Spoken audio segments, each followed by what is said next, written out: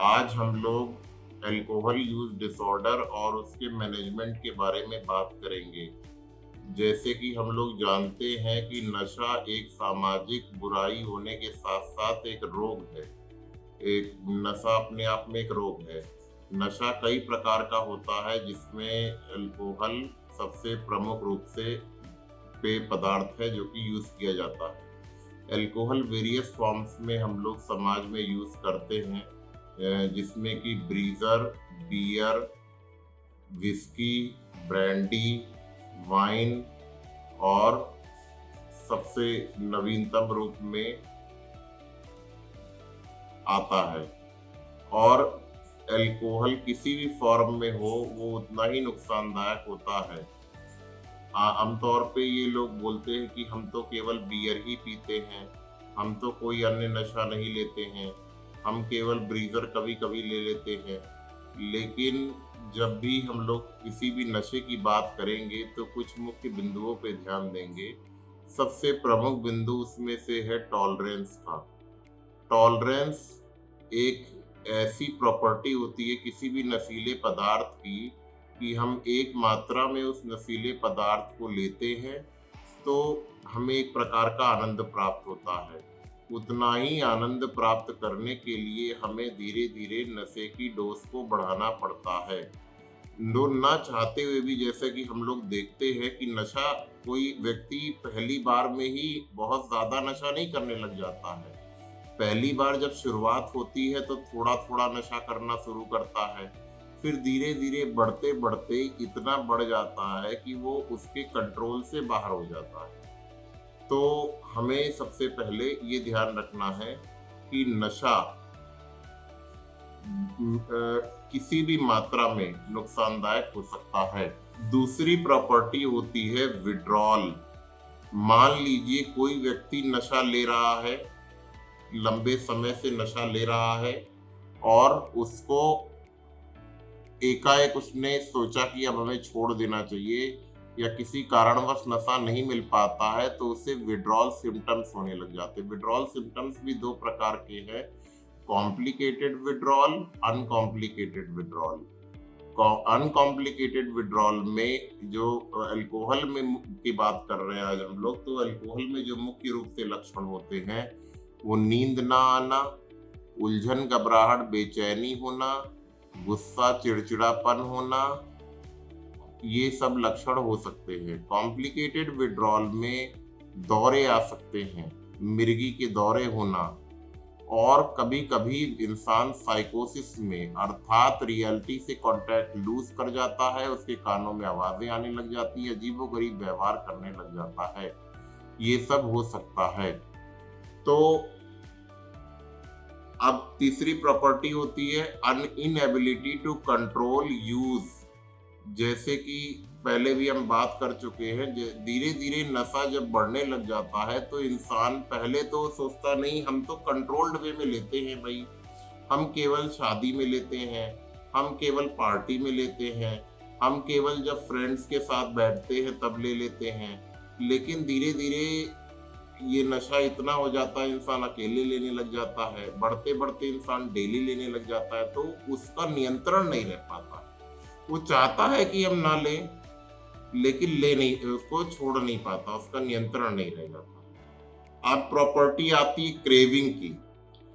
Craving यानी तलब, तलब लगना, कि हम चाहते हैं कि हम ना लें नशा, हम छोड़ दें, लेकिन हमको तलब उठती है। हमको एकदम ऐसा लगता है कि हम जाके ले लें, भाग के दौड़ के ले ही लें, और उस तलब के चलते इंसान जो है ले लेता है। कि नहीं लेंगे तो दिक्कतें होने लग जाती हैं, बहुत ज़्यादा काम नहीं कर पाता है, कुछ काम में मन नहीं लगता है, ये सब चलते ले लेता है। ये मुख्य वजह होती है जिस वजह से इंसान जो शुरू करता है फिर उसको छोड़ नहीं पाता है। और नशा शुरू करने की वजह आम तौर पे जब भी हम लोग पेशेंट्स देखते हैं या आम तौर पे ऐसा होता है, नशा शुरू करने की वजह कैसे होती है? Social peer pressure, teenage group में स्पेशली, टीनेज और यंग और यूथ ग्रुप में, कि दोस्त यार ले रहे हैं, चलो ले लो, ये तो कूल है। आज ये एक वर्ड होता है कूल है, ये तो एक नॉर्मल सी चीज़ है।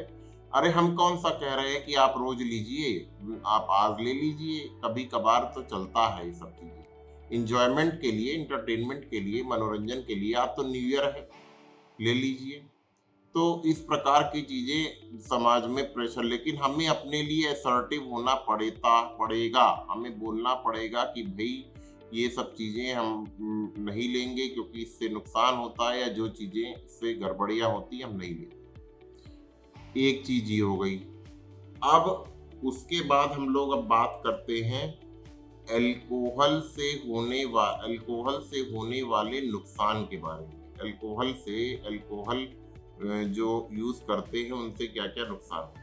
अल्कोहल यूज़ करने से सबसे पहला नुकसान तो जो होता है वो हमारे लीवर पे होता है। जैसा कि हम लोग जानते हैं, अल्कोहल जब शुरुआत कोई भी व्यक्ति करने लग जाता है और धीरे-धीरे जब मात्रा बढ़ने लग जाती है तो सबसे पहले फैटी लीवर होता है। फैटी लीवर के बाद हेपेटाइटिस होती है और उसके बाद फिर लीवर सिरोसिस होती है, फिर उसके बाद लीवर सिरोसिस के बाद लीवर का कैंसर होता है और फिर मृत्यु हो जाती है। तो अल्कोहल से इसमें लक्षण क्या-क्या होते हैं?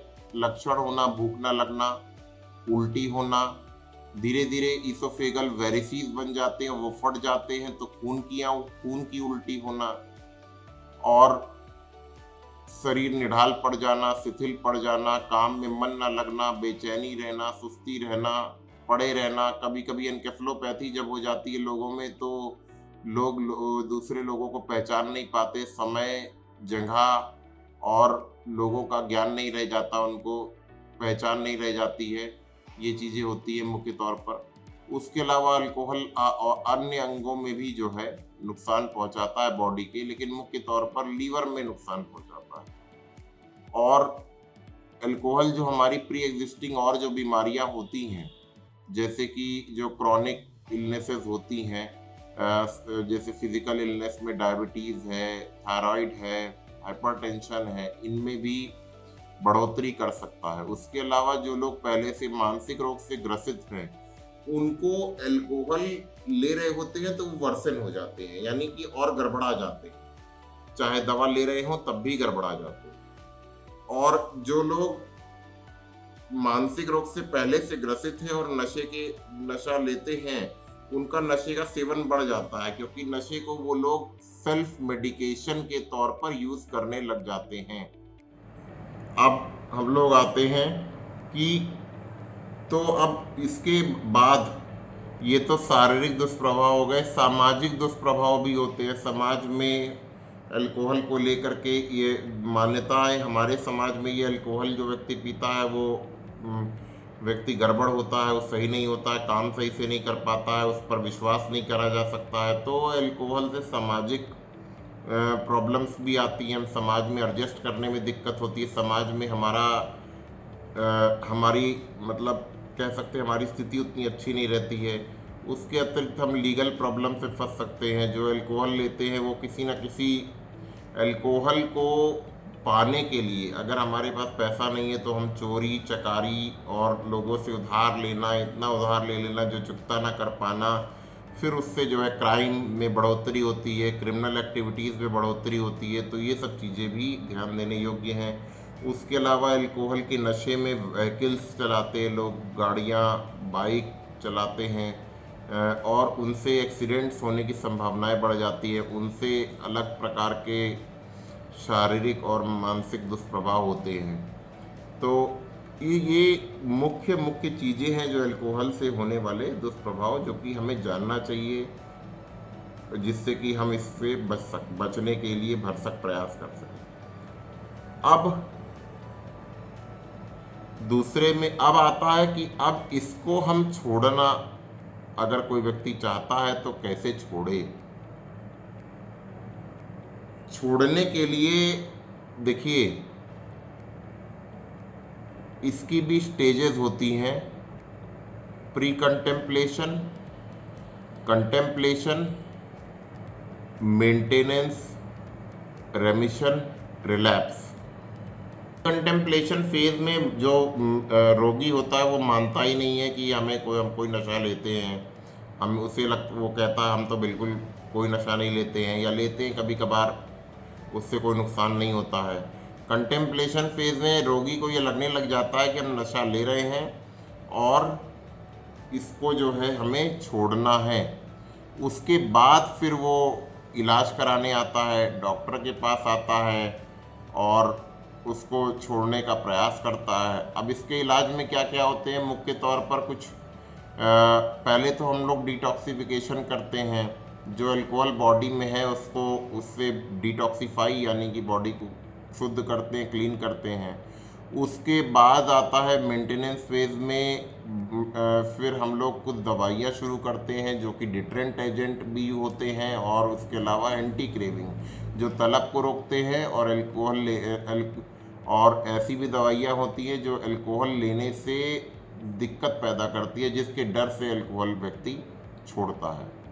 तो इस प्रकार की दवाइयाँ भी होती हैं, और उसके अलावा मोटिवेशनल इन्हेंसमेंट थेरेपी होती है। बेसिकली मोटिवेशन को उसके छोड़ने के इच्छा शक्ति को बढ़ाने की थेरेपी, जिससे वो उसमें खुद इन्वॉल्व हो। अल्कोहल या किसी भी प्रकार का नशा बेस्ट रूप से तभी छोड़ा जा सकता है जब जो रोगी है वो छोड़ना चाहता हो। अगर रोगी छोड़ना चाहता है तो उसको बहुत अच्छे से आराम से छुड़वाया जा सकता है, लेकिन यदि रोगी नहीं छोड़ना चाहता है तो उसको छुड़वा पाना मुश्किल होता है, बहुत मुश्किल, नामुमकिन के समान होता है। तो सबसे पहला चीज़ रिक्वायरमेंट किसी भी डॉक्टर के लिए, किसी भी फैमिली मेम्बर के लिए, किसी भी इस प्रकार के रोगी के लिए ये ज़रूरी है कि वो मन बनाए सबसे पहले छोड़ने के लिए। इसके दुष्प्रभाव तो इतने सारे हैं कि, और एक चीज़ प्री मैच्योर डेथ, बहुत सारे ऐसे हमने रोगी देखे हैं जो इसको छोड़ने की कोशिश करते हैं, नहीं छोड़ते हैं, रेगुलर रूप से लेते रहते हैं, और उनकी मृत्यु असामयिक मृत्यु को प्राप्त होते हैं 30 से 40 वर्ष की उम्र में, जो सबसे प्रोडक्टिव एज ग्रुप है उसको जो है उसमें वो, और अपने परिवारजनों को शोक संतप्त छोड़ जाते हैं। और ऐसे भी लोग देखे हैं जिन्होंने मन बनाया, ट्रीटमेंट लिया, दवाइयाँ शुरू की, मोटिवेशन अपना एनहेंस किया, कामकाज में लगे, अपने आप को कोशिश की और पूर्ण रूप से स्वस्थ भी हो गए हैं। तो इतना मुश्किल नहीं है, इतना कठिन भी नहीं है, लेकिन बहुत ही आसान भी नहीं है। तो हमें इसका लिए छोड़ने के लिए मन बनाना चाहिए। जो लोग हमारे आसपास में, आस पड़ोस में, घर परिवार में, या जो व्यक्ति ले रहे हों, वो इस चीज़ को प्रयास करें और किसी मनोचिकित्सक की हेल्प लें, सलाह लें, और आएँ और इलाज कराएं और इसको छोड़ें। और बहुत लोग ऐसा भी कहते हैं, अरे जब तक जी रहे हैं, पी रहे हैं, जब मरना होगा मर जाएंगे। देखिए, मौत ही नहीं, कष्टदायी मौत होती है, बहुत ही कष्ट होता है इसमें, तो वो झेलना बहुत ही मुश्किल है। तो इसलिए इन चीज़ों से जितना दूर रहे वो अच्छा है। इस वीडियो को आप लोगों ने सुना, लोगों को भी सुनवाएं, और इस तरह के जो भी व्यक्ति हों, मन अपना बनाएं, डॉक्टर को दिखाएं, इलाज कराएं, और इन चीज़ों से दूर रहें, इन चीज़ों को छोड़ें। देखिए, एक और लास्ट चीज़, बहुत से लोग कहते हैं अगर इतनी ही नुकसानदायक है तो सरकार क्यों नहीं रोकती। देखिए, सरकार को क्या करना है वो सरकार का काम है, सरकार का काम है, वो हमारा काम नहीं है। लेकिन हमें हमारे स्वास्थ्य की जिम्मेदारी हमारी ही है, हमारे स्वास्थ्य की जिम्मेदारी हमारी ही है। तो हमें अपने लिए, अपने परिवार के लिए, अपने लोगों के लिए इन चीज़ों से दूर होना बहुत ज़रूरी है। धन्यवाद, नमस्कार।